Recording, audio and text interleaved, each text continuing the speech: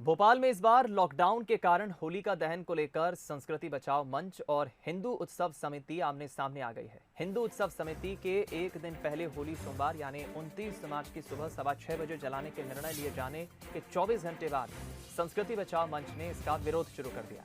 संस्कृति बचाओ मंच का कहना है कि सुबह 6:15 बजे होली जलाने का कोई नियम नहीं है, कहीं पर कोई ऐसा नियम नहीं। होलिका दहन रात में ही किया जाएगा। मंदिर समिति के लोग ही होलिका का दहन करेंगे, जिससे नियमों का भी उल्लंघन नहीं होगा और हमारी मान्यता भी प्रभावित नहीं होगी। इधर गृह मंत्रालय ने होली और अन्य त्योहारों को लेकर अलग अलग त्योहारों को लेकर दिशा निर्देश जारी कर दिए हैं। इसमें कहा गया है कि होली और अन्य सार्वजनिक त्योहार के लिए सिर्फ सांकेतिक अनुमति दी जाएगी। इसके बाद जिले में कलेक्टर के साथ होने वाली क्राइसिस मैनेजमेंट कमेटी को इस पर आगे निर्णय लेना है। कमेटी गृह मंत्रालय के जारी दिशा निर्देशों के अनुसार ही नई गाइडलाइन जारी कर सकती है।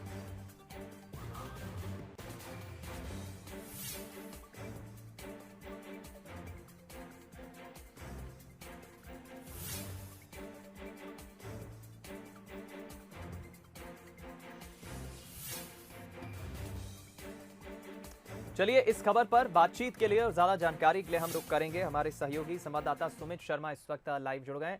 सुमित, हमने देखा इंदौर में भी कुछ ऐसी ही स्थिति बनी थी, जहां क्राइसिस मैनेजमेंट कमेटी की बैठक होती है और बीजेपी कांग्रेस के कुछ नेता प्रवक्ता विरोध दर्ज कराते हैं कि ये त्योहार है और त्योहार में इस तरह का फैसला लेना गलत है। बगावती सुर कुछ नेताओं की तरफ से इंदौर में देखने को मिले थे, लेकिन ऐसी ही कुछ स्थिति अब हम भोपाल में भी देख रहे हैं। क्या जानकारी? बिल्कुल सही कहा दीपक आपने, क्योंकि ये तो शायद होना ही था, क्योंकि अलग अलग विचार होते हैं लोगों के। और राजधानी भोपाल में हम देख रहे हैं होलिका दहन को लेकर संस्कृति बचाओ मंच और हिंदू उत्सव समिति के बीच होलिका दहन को लेकर थोड़ा सा मतभेद हमें देखने को मिल रहा है। क्योंकि संस्कृति बचाओ मंच के अध्यक्ष चंद्रशेखर तिवारी का कहना है कि जो होलिका दहन होगा 6:15 बजे यहाँ पर हिंदू उत्सव समिति ने करने का फैसला लिया है, उसका कोई औचित्य नहीं है, उसका कोई नियम नहीं है, कोई मुहूर्त नहीं है। हालांकि मुहूर्त रात में ही है, क्योंकि हमने कल देखा है हिंदू उत्सव समिति ने लॉकडाउन के चलते, नाइट कर्फ्यू के चलते फैसला लिया था कि वो 28 तारीख को नहीं 29 तारीख की सुबह 6:15 बजे होलिका दहन करेंगे। और इसके विरोध में अब संस्कृति बचाओ मंच आ गया है और उसके अध्यक्ष का यही कहना है कि सुबह होलिका दहन करने का कोई औचित्य या नियम नहीं होता है। तो दीपक, मतभेद तो है, लेकिन कोई विवाद की खास स्थिति यहाँ पर सामने नहीं आती है, क्योंकि दोनों ही पक्ष अपने अपने तरीके से सही यहाँ पर फिट होते हैं। हालांकि सरकार की तरफ से कोई ऐसी गाइडलाइन नहीं है कि आप होलिका दहन नहीं कर सकते, बस नियम यह है कि सीमित संख्या में लोग इकट्ठा हों होलिका दहन के मौके पर। चलिए, बहुत बिल्कुल ठीक कहा आपने सुमित। अब देखना होगा क्या होता है आगे। आखिर बहुत बहुत धन्यवाद इस खबर पर हमारे साथ बातचीत करने के लिए।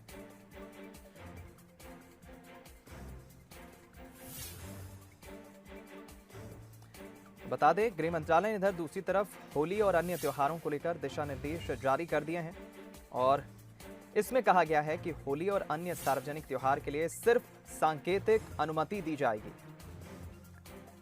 तो कुल मिलाकर एक तरफ हिंदू उत्सव समिति के एक दिन पहले होली सोमवार को यानी 29 मार्च की सुबह 6:15 बजे जलाने का निर्णय लिया गया। चलिए हम रुक करेंगे। इस वक्त हमारे साथ संस्कृति बचाओ मंच के अध्यक्ष चंद्रशेखर तिवारी जी फोन लाइन पर जुड़ गए हैं। तिवारी जी, बहुत स्वागत है आपका। और हम देख रहे हैं कि इंदौर में भी कुछ इसी तरह का विरोध हुआ था। हिंदू उत्सव समिति कह रही है कि सुबह 6:15 बजे 29 मार्च को होली जलाना चाहिए और अब आपके मंच से हम देख रहे हैं, संस्कृति बचाओ मंच से आह्वान किया गया है कि सुबह 6:15 बजे होली जलाने का कोई ऐसा नियम ही नहीं है। आपकी पहली प्रतिक्रिया इस पर? देखिए, मेरा ऐसा निवेदन है इसमें कि मुझे लगता है कि हिंदू उत्सव समिति के अध्यक्ष कैलाश बेगवानी जी वक्तव्य देने में ज्यादा विश्वास रखते हैं।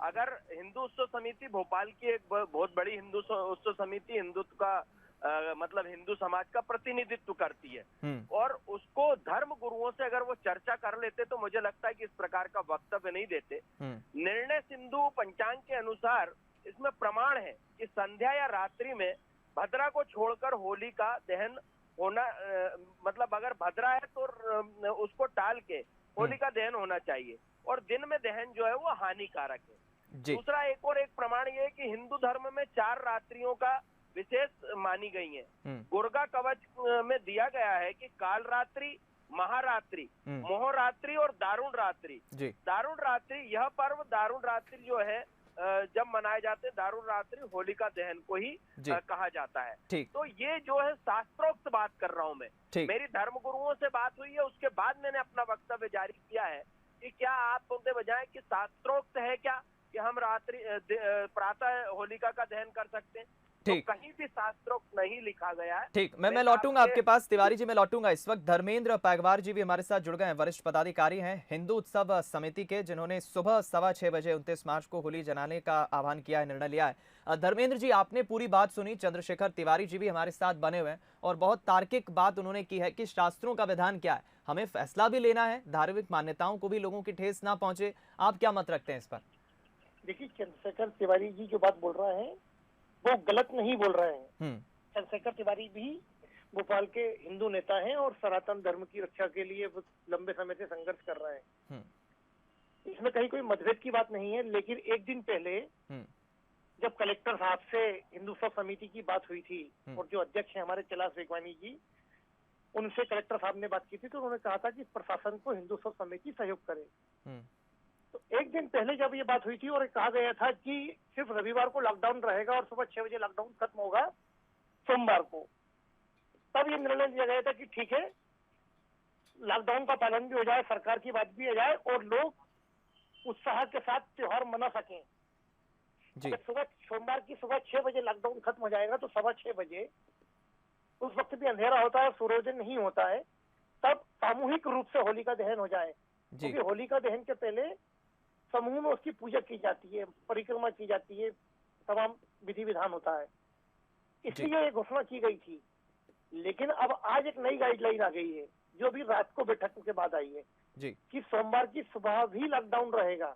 ठीक, तो इसको लेकर अगले 15-20 मिनट में हिंदू उत्सव समिति अपना निर्णय देगी। ठीक, और ये बात घोषित तथ्य है जी, खुद तिवारी जी भी इससे इत्तेफाक रखेंगे बिल्कुल, कि भोपाल में किसी भी त्योहार को मनाने के लिए हिंदू उत्सव समिति वो सबसे बड़ी रजिस्टर्ड और सरकारी तौर पर भी बहुत मान्य संस्था है जी। तो लेकिन इसमें किसी भी हिंदू संगठन में या हिंदू उत्सव समिति में कोई मतभेद नहीं है। तिवारी जी अपनी जगह सही है और जो धर्माचार्य जैसा कहा गया है कि धर्माचार्यों से बात की जाए जी, उसके बाद घोषणा की जाए, ठीक कहा आपने विचार चल रहा है, इस सब पे विचार चल रहा है।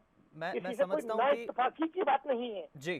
तो अगले अभी चूंकि प्रशासन की बैठक खत्म हुई, आधा घंटा पहले प्रशासन ने ये कहा जी कि सोमवार को भी कोई हम सार्वजनिक समारोह नहीं होने देंगे। ठीक, तो इसको लेकर अगले 15 से 20 मिनट में हिंदू उत्सव समिति बिल्कुल अपना विचार व्यक्त करेगी। मैं समझता हूं धर्मेंद्र जी और चंद्रशेखर जी, आप दोनों ने बहुत अच्छी बात की है। यहाँ पर विचारों की या किसी तरह की कोई लड़ाई नहीं है, सिर्फ आह्वान किया जा रहा है और आप दोनों ने एक बहुत सकारात्मक संदेश दिया है। मैं समझता हूँ आप दोनों का बहुत बहुत धन्यवाद हमारे साथ इस खबर पर बातचीत करने के लिए। तो एक तरफ हिंदू उत्सव समिति के एक पदाधिकारी भी हमारे साथ जुड़े, दूसरी तरफ संस्कृति बचाओ मंच के अध्यक्ष चंद्रशेखर तिवारी जी भी जुड़े और दोनों की ही बातें तार्किक है, हम किसी की बात को गलत नहीं ठहरा सकते। एक तरफ तिवारी जी का भी कहना सही है, तार्किक बात उन्होंने की है, तो दूसरी तरफ धर्मेंद्र पैगवार जी का भी कहना सही है।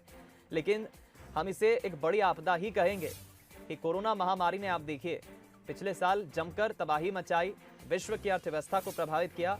पिछले साल के सारे बड़े त्योहारों को हम देखें तो सारे त्योहार फीके नजर आए, लेकिन उम्मीद 2021 से यही है कि यह साल खुशियों भरा साल हो। त्योहारों का सिलसिला तो अब शुरू हो ही चुका है, आगे आने वाले वक्त में और भी त्योहार होंगे, लेकिन हमें इस तरह से त्योहार मनाना है कि हमारी धार्मिक मान्यताओं को भी ठेस ना पहुंचे और शासन प्रशासन जो गाइडलाइंस जारी कर रहा है हम उनका भी पालन कर सके। त्योहार सब मिलकर बनाएं।